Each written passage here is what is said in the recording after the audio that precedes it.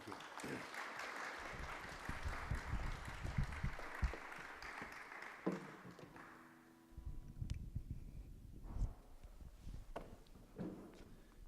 It's an extraordinary honor and a moving moment for me to be here. I want to thank you for being here. I want to thank you, Walthamstow Assembly Hall, and everybody involved, especially Allison, for arranging this.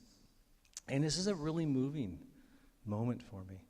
My story that I started back in 2007 or 2008 has now come full circle, and I'll explain why it needed to come to this building to be full circle. But I want to begin with just some very sort of basic observations. That was an old song, probably a little more than 100 years old, called "The Water is Wide." And it's a romantic meditation on what divides people and what doesn't divide people. And I just came from another continent. And it turns out when art and beauty and music intersect, the water isn't that wide. And that, I think, in large measure is why this is such a moving moment for me. I hope you like the sound of this guitar. If you like the sound of this guitar, even if you didn't, it might sound better in your hands. But I want everybody, before you leave, to hold this guitar. If you're a player, play it. Play the dickens out of it. If you're not a player, at least hold it. I've come to think that musical instruments in particular, but I think other objects of what I call functional artwork, a piece of art that people use to make more beauty, they aren't inanimate objects. They're repositories of cultural history. And you can internalize and understand that cultural history if you hold it, if you touch it. I think the tactile part is really important, especially with something like a guitar or another kind of musical instrument that's small enough to hold in your hands. You can feel where it's been. There's a really simple physicality about it. You can see where it's been played, where the scratches are, where it's worn down on what we call the fingerboard, where you press the notes. So you can see whether the player played down low or up high. Maybe make a guess out of what kind of music she played or he played. But more than that, the people who touch an instrument make it vibrate, and that changes it.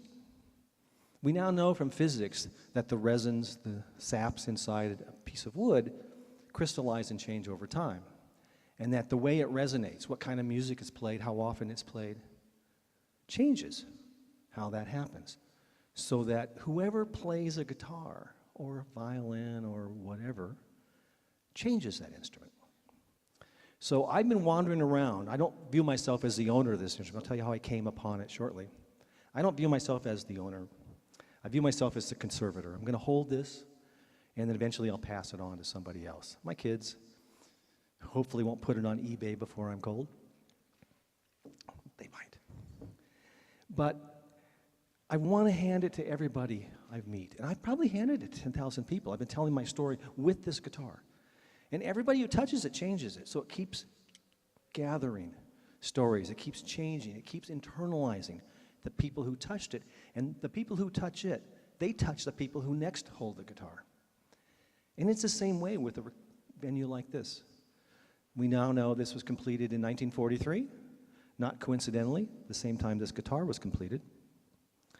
And it's also a structure made of organic materials, wood and other substances, but mainly wood. And so every bit of music that's been played here, every dance that's been danced here, every stomp on that floor has changed the wood in this building. So tonight you get to make your contribution, not just to this instrument, but to this venue, the Walthamstow Assembly Hall. And we can add just a little tiny bit of beauty to a world that's desperately in need of that. So I really want to first thank you for being here, and thank you for letting me tell my story. Now, back to the guitar. Built in 1943, purchased in New York City in late 1943 by a young man. He was 18 or 19 years old at the time. He walked into New York City, went to one of the music stores. Very, very likely the same store in the same month when Woody Guthrie bought a model just like this, that I've been able to document Woody used to write and record This Land Is Your Land, the first Mo Ash recordings. This was probably on the same wall. There were 3 there. I know where 2 went. This may well be the 3rd one. But beyond that, this guy added incredible meaning to this instrument. He bought it late 1943. He's a young man. It was then the most expensive Gibson guitar you could buy, $125. A lot of money in 1943. If you looked at the odds in 1943, the odds of your guitar coming back home in one piece were pretty slim. The odds of you coming back home in one piece were slimmer. So why would a young man spend a fortune on something as frivolous as a musical instrument when he probably thought it unlikely he ever saw home or his family again? And I think part of it, in simple fashion, is he knew about the downside, and he wanted to do something meaningful to him. But I also think, and I think there's no other explanation, he wanted to take a piece of beauty, a piece of functional art, take it out into the world, and make the world a slightly better place, even though the darkness of evil was descending on the planet. And in 1943, we had no idea how that was going to end. So I look at this thing, I hold this guitar, I play a song on this guitar, and I think the guy who bought this guitar bought it for the least frivolous purpose in the world, to bring beauty to the planet at the moment when it might have ended. He could at least bring a little bit of beauty. So again, I want you to hold this guitar. The guitar changed my life. Well, that's not really true. Partly true. The people who made that guitar changed my life. Built during the war. Built by a company called Gibson Guitar Company. Gibson Guitar Company is located in Kalamazoo, Michigan. Michigan is a state in the north central part of the United States. Its most northern point touches the Canadian border. Guitar factory there. Built guitars starting in around 1900. Founded by a guy who was probably as fascinating as that instrument has become. It'll become more fascinating after you all touch it. Orville Gibson left his home in northern New York, very similar to where the person who bought this guitar lived, moved to Kalamazoo, Michigan in the late 1800s, founded the Gibson Guitar Company, got a patent that changed the course of the sonic history of at least what we now call Americana music, had a rather dramatic impact around the globe, as the globe's music has impact on the music in the States. And Orville built such amazing instruments that investors came and created a company around his name. The Gibson Mandolin and Guitar Company is originally called. But Orville sold his stock early, and not for much. He traded it in exchange for the forgiveness of his bar tab in the bar across the street from where he lived. Then he moved back home to northern New York and died shortly thereafter in a mental hospital. A speeding comet, right? A guy who sped through the universe, dropped some light on some place, created some beauty, and disappeared. Kind of like musical instruments, right? But we hope that they don't disappear that fast, right? We hope, well, I hope, that the music continues, the beauty continues. Can it last as long as a gorgeous concert venue like this? I don't know. They're the same age now. Hopefully somebody out there will keep tabs. Hopefully they both last as long as humankind. Hopefully they both bring beauty to the world. But they can do more than bring beauty. Something as simple as a bunch of wood glued together, simply with a little glue and that's it, or maybe some nails and bolts like the hall, can actually also bring social justice to the world. But it can only bring social justice if someone is lucky enough and obsessive enough, or as my wife might say, wacky enough, to pursue the story. And that's what brings me here.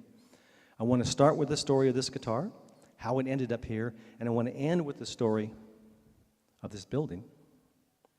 And then I want a good friend who's across the pond, we've become, well, I'm going to claim best mates. He might deny it, but we're going to press him when he comes up later, to add just a little bit of beauty through a couple of songs, especially one really gorgeous song he wrote about this story.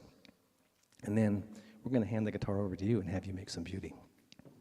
So that guitar, built in World War II by a company that claimed in every publication from 1942 through 1945 that the Gibson Guitar Company, made no musical instruments during World War II. None. And I think that's where the social justice comes in. Let's try to find out, well, I tried to find out who built them and give them some credit. I'm here with this very, very modest goal. I'm incredibly humbled with the hope that I can help folks who've already started, including Allison Williams, to try to shine a light on the people who built this building. So, Gibson Guitar Company claimed it didn't build any guitars in World War II. Why not? Well, there's a war going on. Gibson was early in electronics, building electric guitars, so Gibson could build radio and radar components.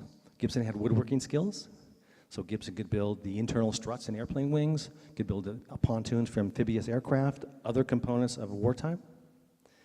In sort of a curious twist on a metaphor, Gibson was also able to pound plowshares into swords by taking an internal component of a guitar. Guitars typically have the steel string guitar, a metal reinforcing rod in this neck here. During World War II, the middle of the war, guitars like this one didn't get that reinforcing rod. You'll notice when you hold it and play it, add to its story and add to its beauty. And it's very light. So that metal reinforcing rod, perfect size to serve as a component for a 50 caliber machine gun. So it made kind of some sense, right? Gibson was too busy with wartime efforts, and of course this was, again, darkness is descending on the planet. Anything we can do to stop that, we have to do it. Its company historian published a book in the 1970s, a man named Julius Belson, that they didn't build these instruments. He served as personnel director from late 1930s, 1938, until the 1950s. Later took on other administrative duties within the company, became company historian, wrote a book. Didn't build any guitars, any musical instruments, because we were fighting a war. Okay. There were rumors, though. Rumors in the guitar geek community. I claim to be a certifiable and certified guitar geek, which is sort of what led me to this story. And the rumors were, they built a few guitars. And they had this little marker on them, a little golden banner, a decal. It said, only a Gibson is good enough. And they really were good. And people almost whispered about this because people were not certain whether it happened. And the reason those guitars were so good was because the young guys working at a factory went off to fight the war. And the older guys, and I say guys, they were all men, stayed back. And so if you only have a few older craftsmen to do the work, you produce a few guitars, they're going to be really great guitars.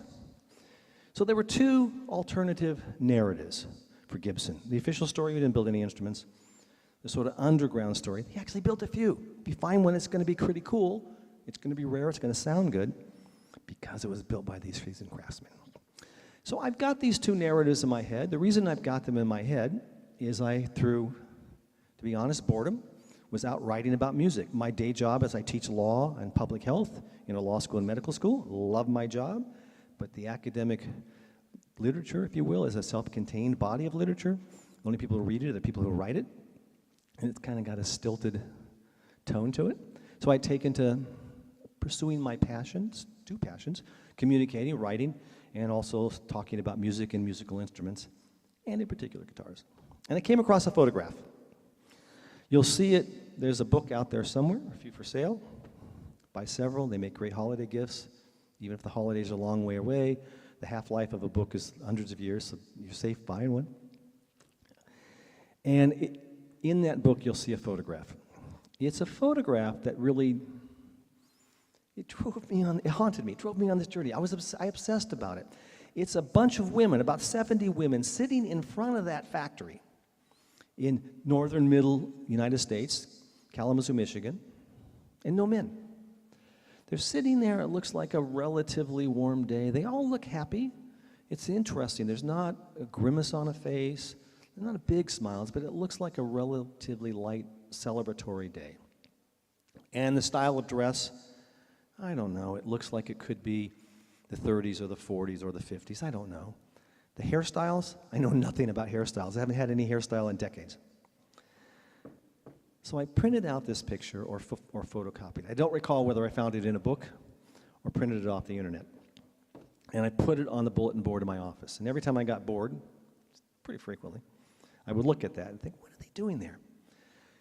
I eventually got an original print dated June 1944. Middle of World War II, at least for the United States. I know the UK got into the war, Britain got into the war in 1939, the United States not until late 1941, when we finally felt the extreme effects of the war in Pearl Harbor. Part of Hawaii on our west shores was bombed, and we finally took the blinders off and came in. This is in the middle of the war. There are a bunch of women sitting there. The company history says they weren't building any guitars. There's rumors that they built guitars. And I just started wondering, well, what was Gibson doing during the war? I know they did these wartime contracts. Gibson was the only company in the history of the United States that won 3 E of Excellence Awards for serving the military because they did all the healthy skills and they served them. But there were these rumors about guitars. And I thought, well, I wonder whether they make guitars. So I contacted the company. I started with the customer service. Asked, who you have shipping records? There were rumors, the same people who were whispering about these old guitars during World War II were whispering that there were records of them, shipping records. So I contacted. I heard you had some shipping ledgers. And I got an answer, 2 answers. We don't have any, but if we did, you couldn't see them. We're a privately held corporation. We don't have any obligation to show you our books, but we don't have any.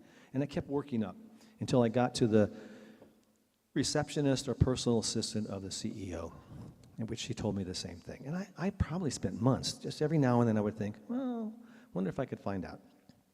So I pretty much, well, I probably didn't give up, but I was going to take a breath and think about it. And I got an email message from a publisher of a music magazine I had long worked for, who said, I know this nice fellow at Gibson, mid-level corporate VP sort of person, and he seems like a nice guy. He might help you. I'll give it one more try. Gibson was in the middle of this country, U.S. in northern middle, until the mid-1980s. A new owner purchased it, moved it to Nashville, Tennessee, Music City, and started up construction of guitars there again, and the corporate headquarters was there. So I contact this guy who's in the corporate headquarters in Nashville, Tennessee, and I say, yeah, I want to know whether there are any shipping records. He said, I don't think we have any old shipping records, but I'll look. Within 20 minutes, he emails me back and says, I'm holding an old leather-bound crumbling book. It's got handwritten entries year after year. This one's 1938, and it says on this particular date, we sent a guitar to Les Paul. You can come down and see him whenever you want. 2 days later, I was in Nashville, Tennessee. I live in Connecticut, just sort of due east of New York City, so the northeastern part of the country. I wasn't in Connecticut when I got the email message. I was in different ways trying to hunt down whether Gibson made guitars. And anybody who knows of Woody Guthrie will probably recall a photograph of Woody holding a guitar that has a big sticker on it that says, "This machine kills fascists." Anybody know that photograph? Yeah. He's holding a guitar that looks just like this. This is the one that probably was in the same shop at the same time. And I'm just thinking there might have been World War II guitars. I don't know anything yet. I don't know whether this is a book. I don't know whether it will go anywhere or take me anywhere, or will I land someday in a place that completes the story where I stand today. If I had any idea about that, I probably would have been intimidated. But I wasn't intimidated because I just knew nothing. So I'd gone to New York City. I was at the Woody Guthrie Archives, run by his daughter, Nora Guthrie, the half-sister of Arlo Guthrie. And Nora and Arlo were helpful to me in this project. The archives have since moved to Tulsa, Oklahoma. I advise you, recommend that if you're ever in Tulsa, it's Oklahoma, so it's totally flat. And so you can see any little structure from miles away. You'll be able to see the Woody Guthrie. It's not a bungalow. I learned this new word, bungalow. I didn't know it was a one-story house. It's got at least 2 stories, so it's not a bungalow of a museum. And it's a wonderful museum. But at that time, it was in New York City, and I was going through the archives looking for information about where Woody bought a guitar. Was it during World War II? Could I find anything like that? Turned out Woody didn't write down stuff like that. Guitars were utilitarian tools to him. He either lost them or gave them away or damaged them beyond repair. So he always only had one, and when it was gone, he got another one. Never had more than one. The archives were fascinating. Every song, I mean, there were just hundreds of songs that had not been put to music, just lyrics. Arlo told me this great story, that his father was always writing, and they were always running out of paper. They weren't very rich, they weren't very wealthy, they couldn't buy office supplies, if you will. So when he ran out of paper, he would write on toilet tissue. And when he got to the end of one side, he would turn the whole roll over and write on the other side. Amazing place, you should go visit this place. Bring your own toilet tissue, though. I had to touch the materials with wearing white cotton gloves because the oils in hands contain acids and can damage historically any kind of paper and books, but historically significant manuscripts you don't want to damage. So I'm wearing white gloves and turning the pages with tongs. The next day I'm in Nashville, Tennessee, going to the corporate headquarters. We walk down a hallway, we're walking like this, open a door to a closet, cleaning supply closet, all the caustic chemicals, bleaches and what have you. And on the floor, a stack of these ledgers. They're about, oh, I don't know, this wide by this high, leather covered, crumbling. Must have been, I don't know, 40 or 50 volumes. I gathered in my arms from the earliest day, 1936, up till the end of the war. I think I went to 1947 or 48 to make sure I got through the war. Took them to a corner office. They set me up in a corner office, gave me a company guitar, and I started transcribing when the guitars had arrived, and there was just a lot. There were a lot of instruments. So instead I photographed. I photographed 4,400 pages of entries from 1936 to 1947 or 48, and about two-thirds of them, a lot of those were during the wartime. Now remember that there were two narratives, right? One is we didn't build any musical instruments during the war because we're too busy serving the wartime effort. The second is they shipped a few out the back door. They were really great because these really great craftsmen built them. So I counted them up. Almost 25,000 instruments.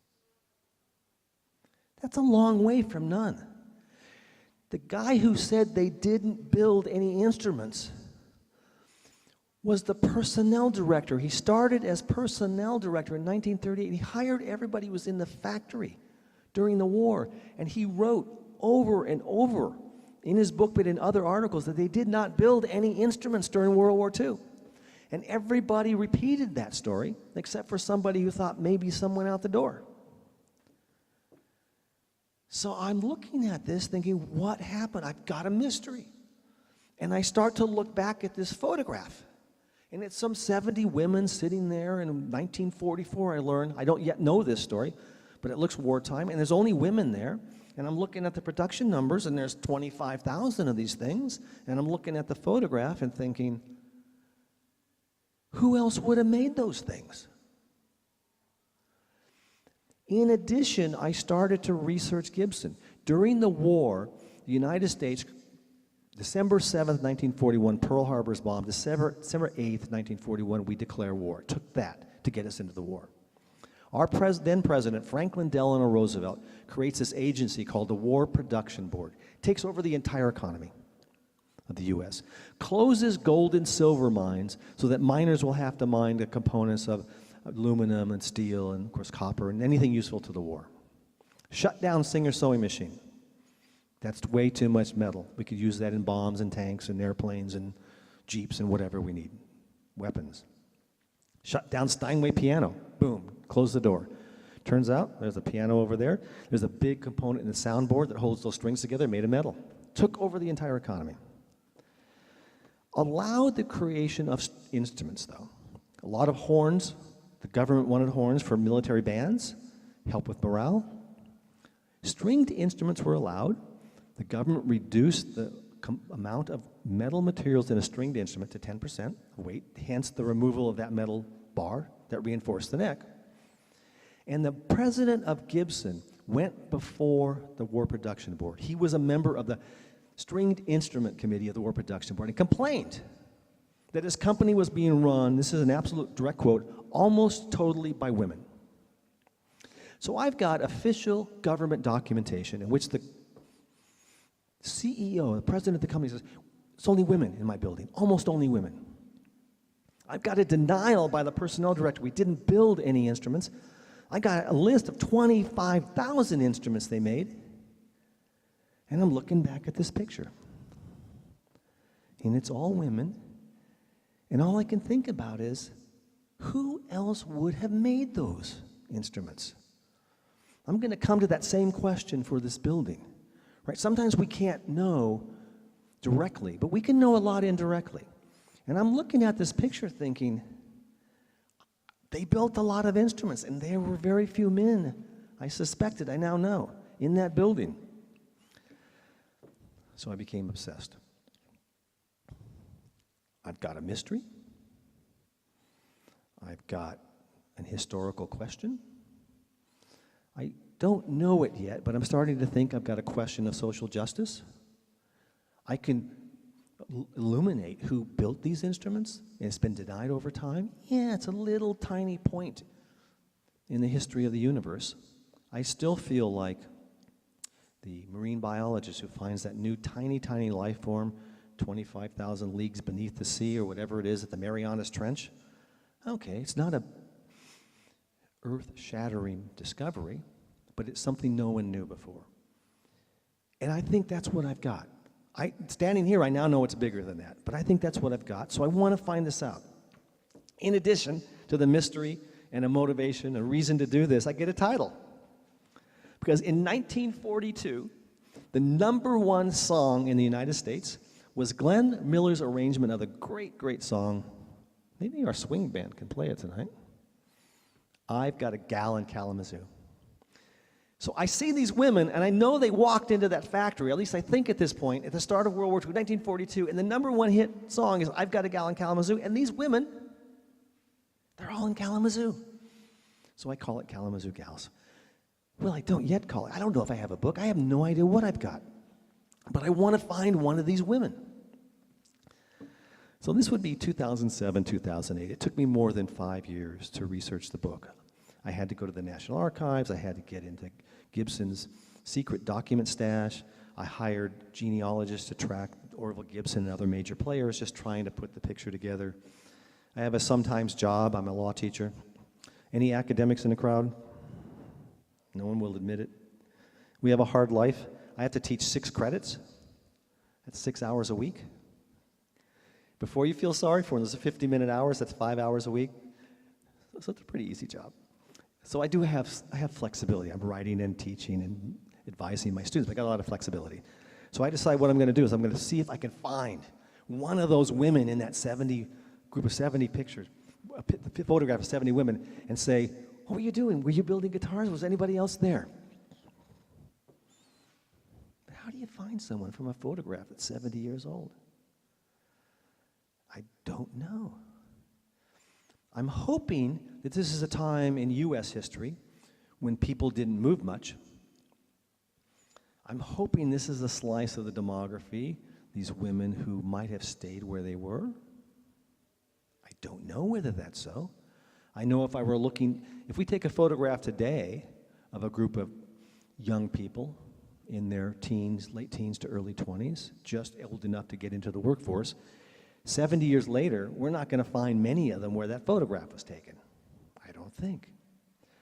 But I'm hopeful. Now, I also know that I'm not going to be able to find them on internet sites and Facebook and Twitter and what have you, I suspect. Because I do a little math, these women are going to be in their 80s and 90s if they're still alive. So I'm suspecting not that many of them are going to be reachable through social media. So I take out advertisements in the Kalamazoo Gazette, the local newspaper, and the newspapers of all the small contiguous cities. They're just a bunch of little towns, all roughly contiguous. I'm coming to Kalamazoo, I put in the ad. I'm trying to figure out what happened at Gibson in World War II. If you worked at Gibson in World War II, or you know somebody who did, I'd love to talk to you. Don't specify if it was a man or woman working there, what have you. Hoping that I'll find one. I found 12 of those women in that photograph. big sample in the same place, in Kalamazoo or just a few miles away. Just stunned. I could go ask them, who was in that factory? What were you doing? Did you make guitars? I mean, I actually know that a lot of guitars are made, but I would like some human confirmation of that. So I pack my bags, fly to Kalamazoo, Michigan. I remember this like it was yesterday.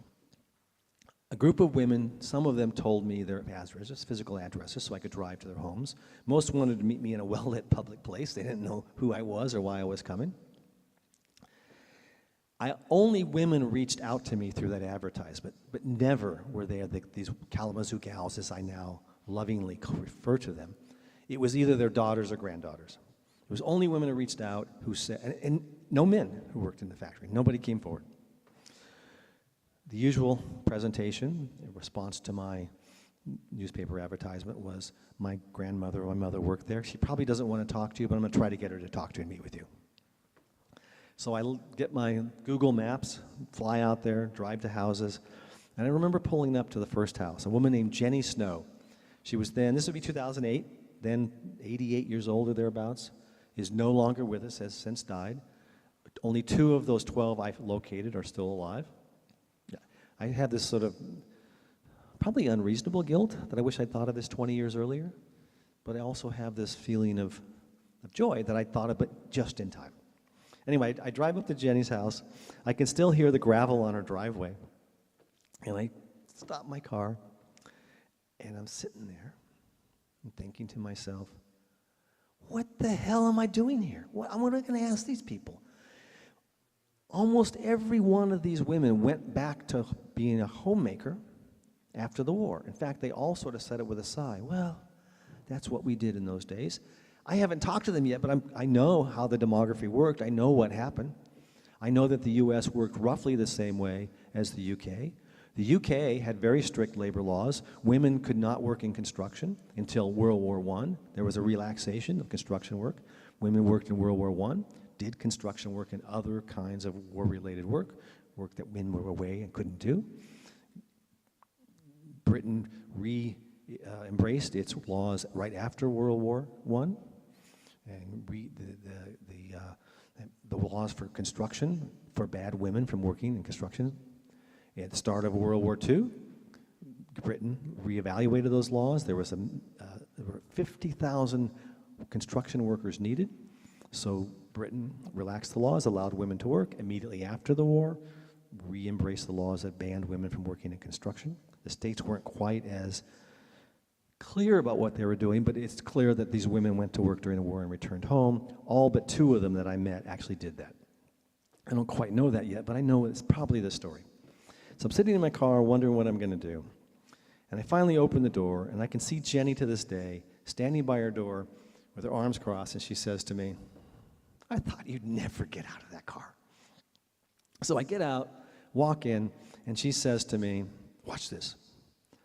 And she has an original set of Gibson strings from World War II. Opens the box. Each individual string is in a cellophane wrapper. Pulls the string out, it uncoils, it's coiled up into a circle about that big around, springs to life. She recoils it in the blink of an eye, puts it back in the cellophane envelope, and then hands me one of the other envelopes, says, now you try it. And I coiled a lot of strings. When I change guitar strings, I coil them back up, used to throw them away, now I give them to a nonprofit that gives them to people who don't have better than my old strings. I could not match Jenny. So I think that was kind of a bond. But I'm there, I walk in, and she already has on the table an array of memorabilia from World War II. She's got strings, she's got clippings, she has an original print of that 1944 photograph. That's how I find out it's June 1944. I turn it over, and there it is. Wire cutters, a few other things. She told me that she had saved this stuff. I don't know why. I didn't think anybody ever would be interested. 10 of the 12 women told me that same story and had a treasure trove of information, memorabilia from their time during the war. I don't know why I saved it. Nobody cares about it. I didn't think anybody ever would care about it. But they brought it out for me. Somehow they knew that or hoped, I'm sure, that someday somebody crazy as I might come by and ask. Their families didn't care because it was, as one of the women told me, a crummy job. So that's what I learned. I learned that somehow this crummy job for 2 years or 3 years or 4 years for these women meant something to them, largely because of the lives they had to lead at the time. Maybe because they knew that the company denied that they were there. And I'm the witness. I'm sitting there and I get to see this. And I get chills. It is an amazing thing. Now, I didn't have chills for the entire time because Jenny had a kind of an amusing anecdote. I'm looking at all these original wire cutters and tools and strings that came out of the Gibson factory in World War II, and I think she starts to sense what I'm thinking. How often did you take stuff out of the factory? Is that lunch in your lunchbox? But I didn't ask her that. She points to the stuff and she tells me, oh, my husband told me it was part of my job to appropriate from my employer. Her husband worked for the telephone company, AT&T. If you want a 1940s telephone, I know where there were several hundred in the garage. I went into Jenny's garage and it was stacked to the ceiling with 1940s and 50s telephones. So he took his appropriation duty very, very seriously. So I learned that somehow it meant something to this woman. I learned also that this is the easiest interview I have ever done. I was wondering, what am I going to ask? How am I going to start? But if you ask a person who grew up in the Depression, what are your first memories? They're stunning. We didn't have any new shoes. I remember walking along here. I remember wearing underwear that was made from sacks of flour sacks. I remember trading goods with the neighbors because we would have something they wouldn't have. We were struggling. I remember where I was December 7th, 1941, when the U.S. was bombed and we entered the war. Several of the women were in the house where we talked. I was out there with my friend Susie right on that street. We were coming back from Sunday school and we learned about it. People shouted out the window, "We've been bombed. We're going to war." And I learned why the notion of the greatest generation is actually legitimate. I'd always before thought, yeah, we all think we're part of the greatest generation. Find any young person out there, what's the greatest generation? Oh, mine. I used to think that. Not anymore. These people grew up in this really struggling time, right? Post-29, the crash in the U.S. really catalyzes depression around the world. They lived during World War II when the fate of the planet hung in balance, absolutely literally. We didn't know whether we would come out the other side of the presence of evil. They really lived their lives, at least where they were in the U.S., almost pre-radio. Those people who heard the radio that Sunday afternoon in 1941, radio had really only started to become really well sent around the U.S., really, really well available. Of course, they learned to live with television. They saw the moon landing. They saw us enter more wars, sort of, I think, wars that weren't worth fighting, the Vietnam War and the division of our society on our side of the pond for the Vietnam War. They saw the civil rights movement. They saw the women's movement.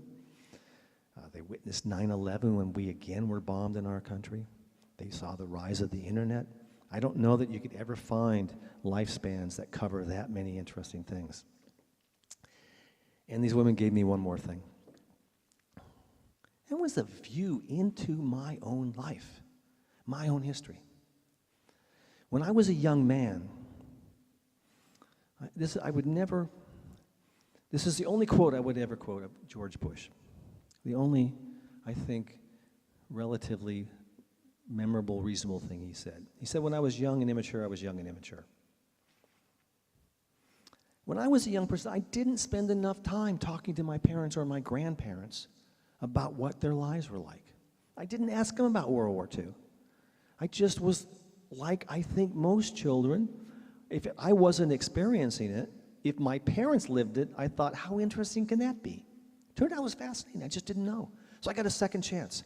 A second chance to learn about my country's history, a second chance to learn about that war, second chance to learn about my own life, Right? I think we're really influenced by the people who precede us. So these women gave me that gift.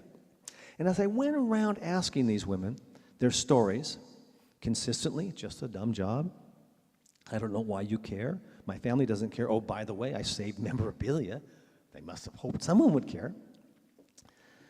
I kept being reinforced with this, and I'm starting to see that I saw something that our country, or at least the employer of these women, didn't care about. Now, I met 12 of these women. They broke into roughly thirds. A third of them worked on strings and similar sort of accessories to the music industry. A third of them did administrative work in front offices. A third of them worked on guitars. All of those at some time worked on war projects as well, so they rotated around a little bit. I think that's probably a fair summary of the workforce there. About a third of those people in that picture were building guitars. I think that's a fair summary of the company today. I think that I have a jigsaw puzzle, and I have about half the pieces. So I don't know everything that happened.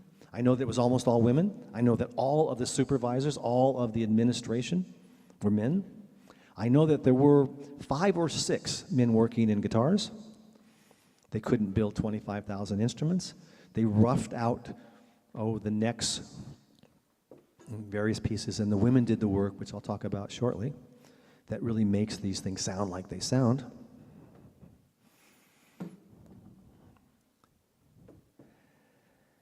And I learned why these guitars are good. So there were these rumors, right? There were a few of these guitars, they were built by men. Not true. But they were really good? Yeah, true. How could these guitars be good? You've got people who walk in 1942, put on the assembly line. This is a factory. And they build good instruments from the start. This is 1943. I've got a 1942. That's a fantastic instrument. Looks beautiful, looks perfect. How could this be? So I asked these women, what kind of training did you get? What do you mean by training? Well, who showed you how to do the job? Nobody. Nobody showed you how to do the job? No. How did you learn? Well, they sat me down next to someone and said, do what she does. That's it. They had a company to run. They were doing wartime work. They got to pay the rent. That they have the bottom line matters. They've got to ship out instruments. They sold those 25,000 instruments during the war. They just keep them going. They bring the women in, and 201, none of them got any training. How is this possible? So I asked, either were the 2 dumbest or 2 smartest questions in my life. The first thing I asked was, do you have any hobbies? There's one take-home point here. Never ask a woman born in the Depression who worked during World War II, raising either her younger siblings or her own children while her husband's away, or both, and working full-time, whether she has a hobby. Hobby, Sonny? So I followed it up with just a brilliant question. Oh, what'd you do in your free time? Don't ask that one. Do not ask that one either. Free time? We didn't have any free time. You don't know how we lived. Deep breath. I know something's going on here. Oh, did you sew? Oh, yeah, of course I sewed. Did you knit? Oh, yeah, we all had to knit. Did you crochet? Needlepoint? Yeah, yes, yes, yes. So think about this. This is a factory. The other potential employees are either in other factories and they come over for a different kind of job or better wages or whatever, or they're working in the other kinds of industries or employment fields in the area. Farming. So prior to World War II and after World War II, you have men being hired from those other endeavors coming in, and they're really skilled. They've got great physical skills. They've got gross motor skills. They are not doing needlepoint. They might be carving the planks to build a barn. They might be doing building houses, building fences. They aren't doing that. So these women walk in January 1942 as the finest workforce Gibson has ever employed. They came in with this fine motor skill, so that even if you didn't tell them how to do it, they built better guitars. And how do I know that? Because I x-rayed them and CT scanned them. Really. So the mystery continues to. I meet these women, they built guitars, they're very humble about it. Some of them stayed two of them stayed till after the war. One of them stayed so long that when people like played here, the Rolling Stones, when they left this concert hall, they went to the States and they visited Gibson, and they were taken to the bench of a woman who worked on guitars because she was so accomplished. And so I wanted to measure these guitars, and I'm lucky to have this appointment where I have access to diagnostic imaging machines, X-rays and CT scanners, MRIs, but the guitars have some metal in it. So I'm told if you run them through an MRI, the metal explodes out and hits you in the head and you don't survive very long. So I didn't put them in the MRI. But I called up the diagnostic imaging faculty where I work, and I was kind of scared about this, or at least nervous, embarrassed. I got a proposal for you. I'd like to do some x-rays. X-rays of what? Well, what? Guitars. Oh, cool, let's do it. So I sent out the word to the vintage guitar community, and I wanted about a dozen pre-war, a dozen post-war, and a dozen during the war. And I can identify them. You'll have to look closer after I finish talking, and we play a couple songs. But there's a little golden banner, and the golden banner went on those headstocks. 1942 came off in 1945. If it has that little golden banner, you know that it was built in World War II and women's hands touched it. Now, parenthetically, prior to World War II and after World War II, Gibson was the champion of hyperbole, exaggeration, and advertising copy.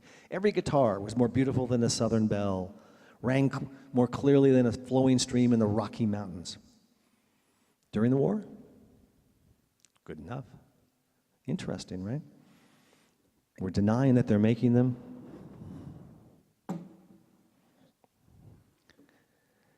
And we're saying they're just good enough. So I run these through the CAT scanner and the X-ray machine. We are the East Coast training facility for Toshiba, which is one of the major manufacturers of these fancy gizmos. So I have access to state of the art. I can measure everything to the 10,000th of a whatever. Millimeter, degree of angle. And I can slice that guitar virtually any way you want and measure everything. The thickness of the back, the top, the sides, the bracing inside, everything.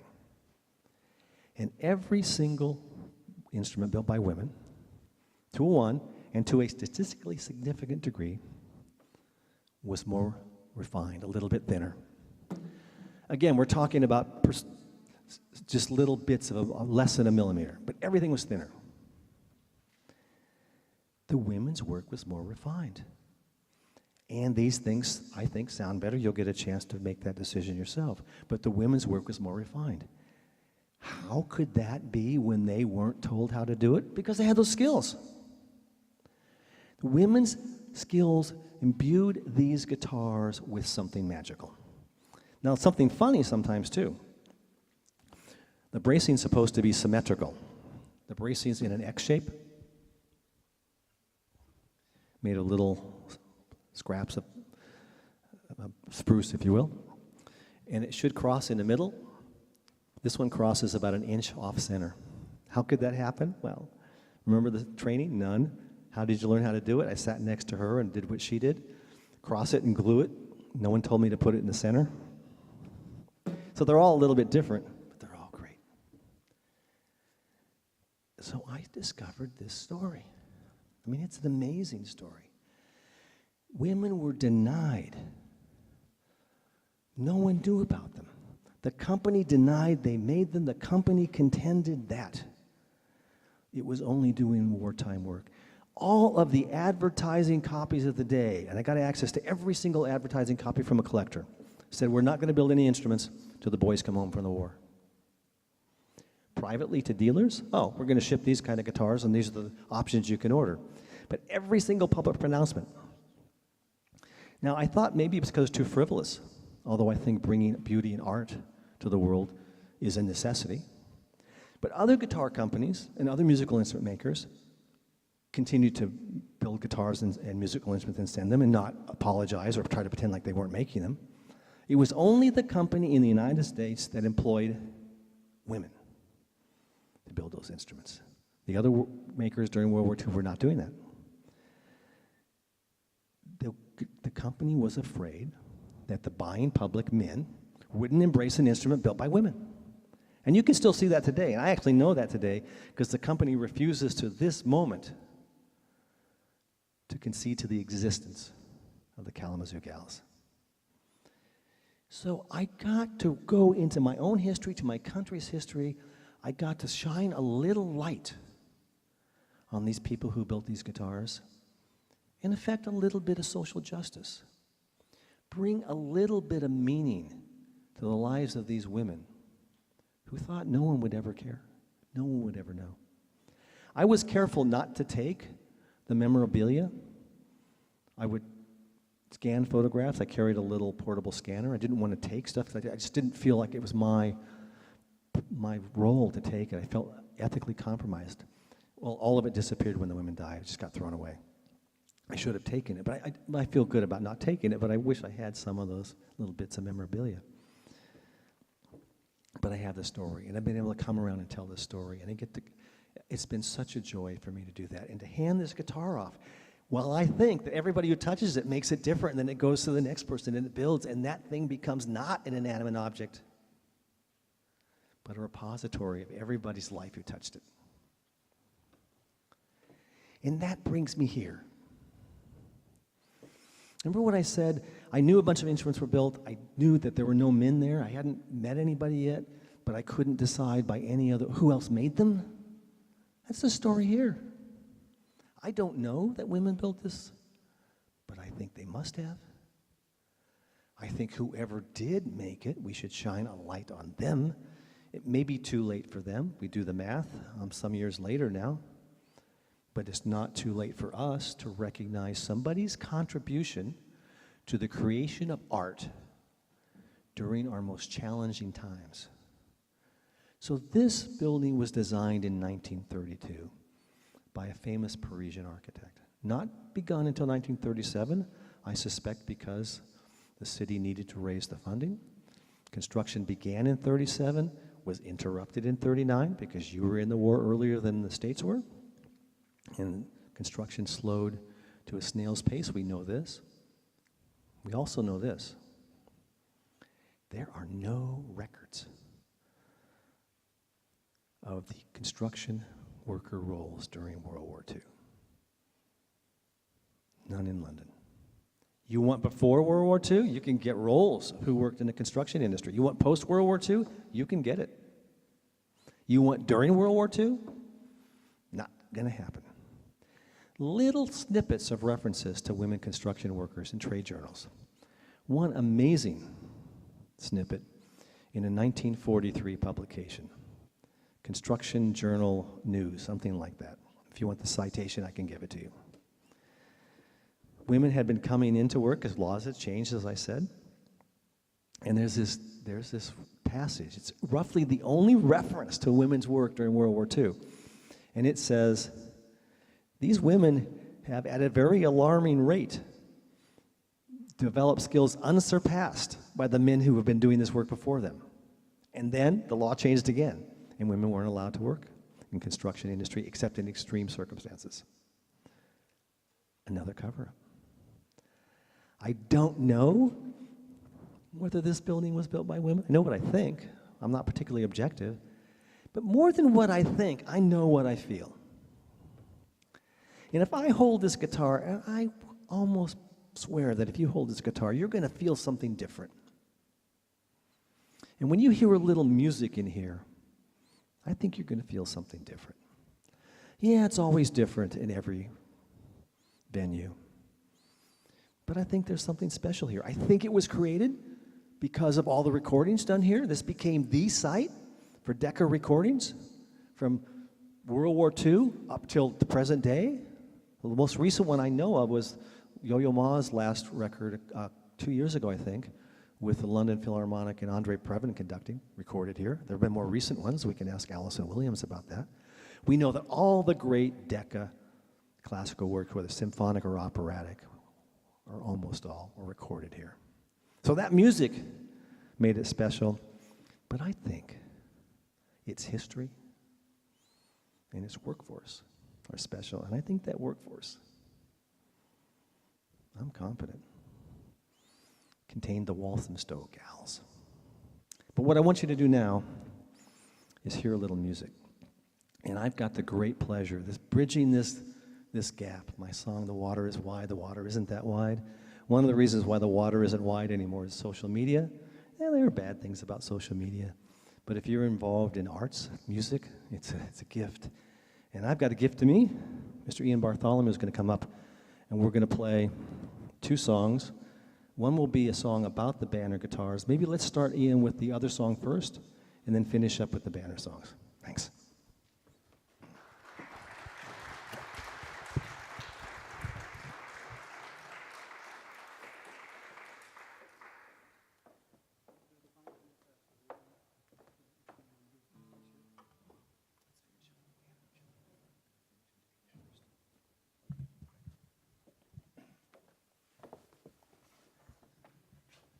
Just because I can, I ought to say that this guitar is just temporarily in Ian's hands. Tuesday we handed it off to Eric Clapton. It's his new guitar. Really.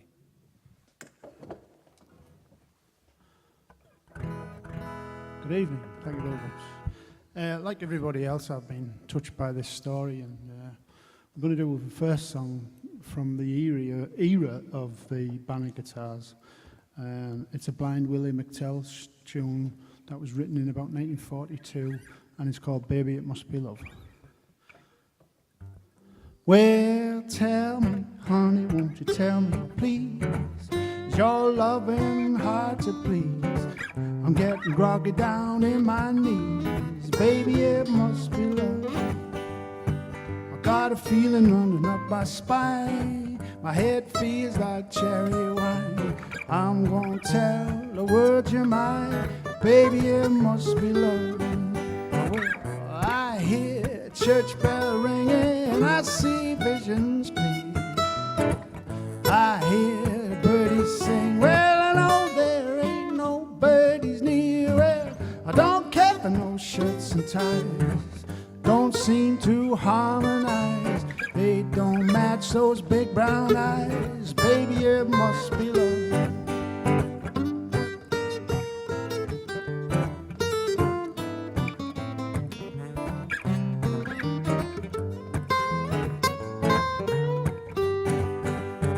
Preacher man, lay the Bible down, make the rabbi go hug the hound, make King Leber give up his crown, baby, it must be love. Well, it lifts your feet right off the ground, leap tall buildings in one bound, it moves your backside up and down, baby, it must be love. Well, I hear church bell ringing and I see visions clear. I hear the birdies sing, well, I know there ain't no birdies near there. Don't care for no shirts and ties, don't seem to harmonize. They don't match those big brown eyes, baby, it must be love.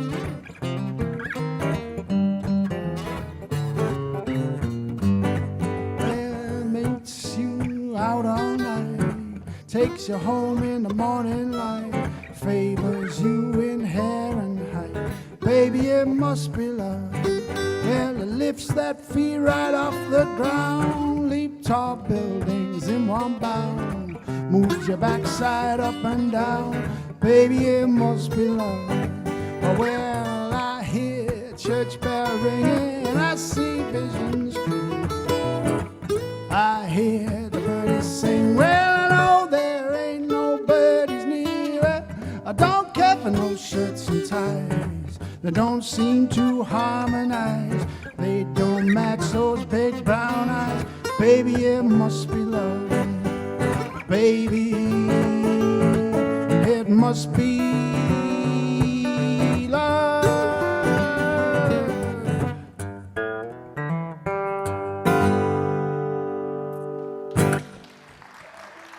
Thank you.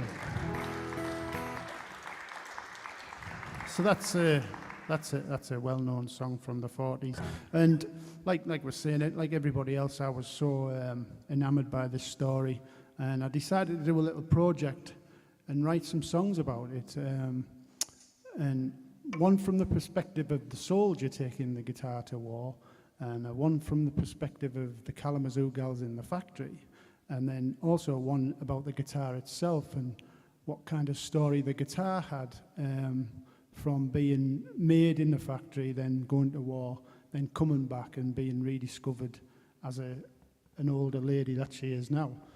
So this song is called The Old Banner. Thank you very much.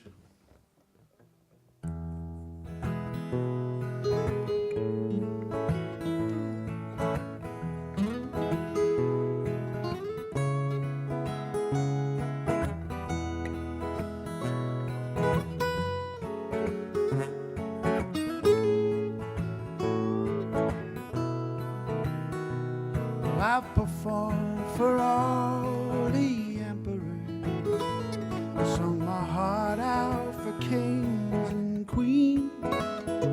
I spent starry nights by the fireside with cowboys and their dreams.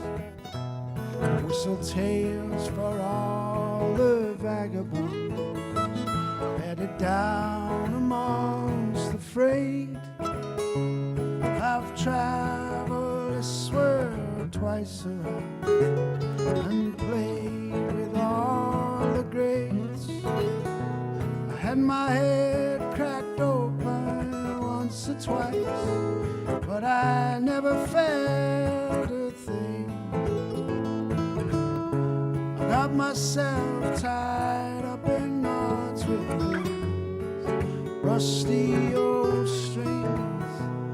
Fought alongside men in foreign lands, kept morale up with my tunes. I've nursed the sick on dying battlefields under unforgiving moons.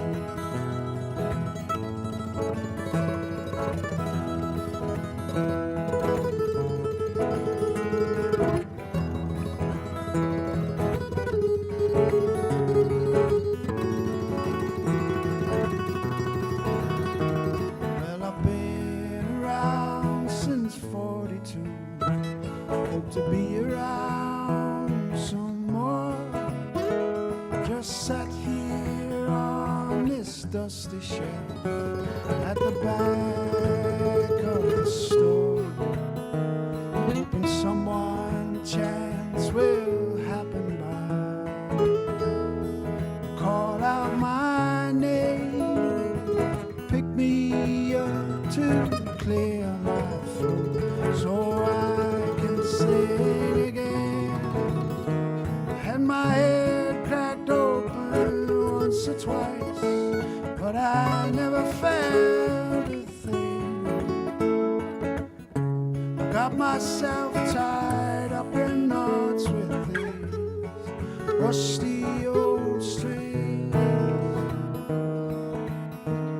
As I look down at my splinters, my face burned out and worn, I still sit here waiting patiently in this tattered box I call my home, hoping someone chance will happen by.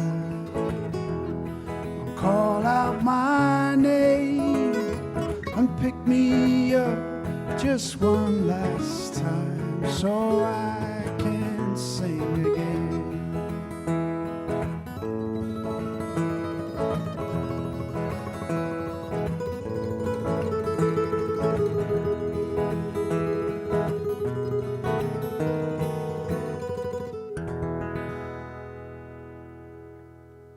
Thank you.